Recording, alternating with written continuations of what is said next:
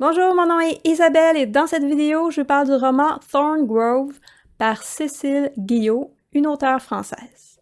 J'ai lu la version numérique des éditions Le A parue en 2021. Suite à la séparation de leurs parents, deux sœurs, Madeleine et Mido, vont quitter la grande ville de Madison pour aller s'installer avec leur mère à Oakville, un trou perdu dans le Wisconsin. Dès leur arrivée, l'aînée, Madeleine, va être fascinée par un manoir abandonné nommé Thorngrove.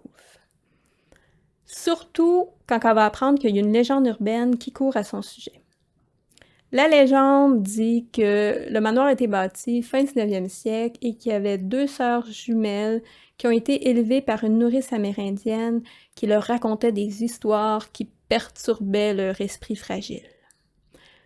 L'une des jumelles pratiquait des rituels pour plaire à une entité.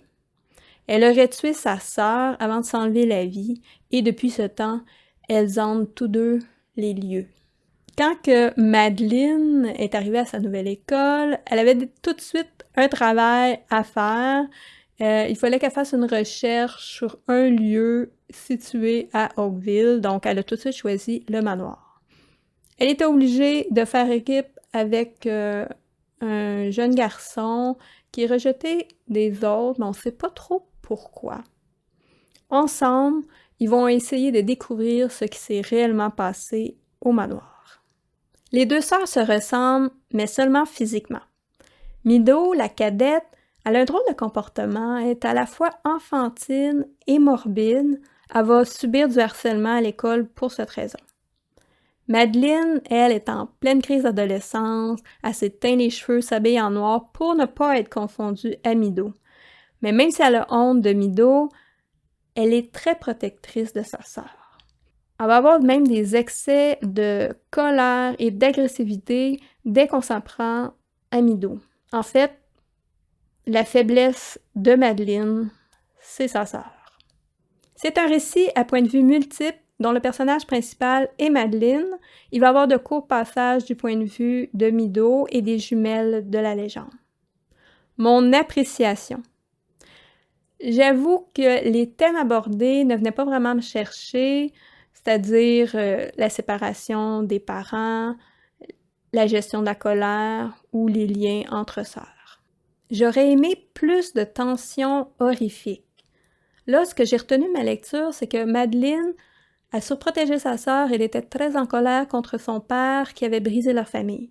Mais la partie horrifique, elle m'a pas marquée, et je pense parce que les événements étranges étaient trop rapides pour que je ressente une tension. J'aurais aussi aimé qu'on exploite plus le mystère sur son ami de pourquoi il était rejeté à l'école, qu'on le soupçonne de quelque chose, qu'on apporte un peu plus de suspense.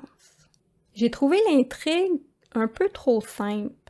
Quand je suis arrivée à la fin, même si j'étais surprise, j'étais déçue parce que tout le long, je m'attendais à un revirement de situation, à une explication plus poussée. Et si j'étais surprise, parce que je trouvais que l'action du personnage ne faisait pas de sens. J'ai pas assez ressenti la terreur du personnage pour justifier l'action et j'avais pas de preuve que cette action était inévitable. Bon, je vais me permettre une critique. Si je lis en français, c'est pour améliorer mon vocabulaire. Je suis prête à avoir un peu de langage familier, mais des anglicismes, ça m'agresse. En premier, je pensais que le traducteur n'avait pas fait tout son travail, mais finalement, il n'y a pas de traducteur, c'est une auteure française. Ce que je comprends pas, c'est que les Français sont réputés pour la cuisine. Les Anglais vont utiliser des termes français pour désigner des choses qui est en relation avec la cuisine, comme « bon appétit ». Donc, quand il y a un équivalent français, pourquoi utiliser de l'anglais? Je vais vous donner des exemples. Et tu as du carrot cake? Mais en français, c'est du gâteau aux carottes. Bien sûr, ainsi que du cheesecake à la citrouille et de la pecan pie.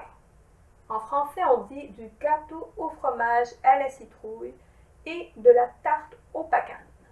Un petit dernier, je regardais avec circonspection le mug en forme de renard. On dirait la tasse en forme de renard. Pour finir, Je croyais que le roman était destiné aux jeunes adultes à cause de la couverture. Je trouve que le personnage a l'air dans la vingtaine. D'ailleurs, c'est une très belle couverture. Mais finalement, je pense que le public cible est plus 10-11 ans.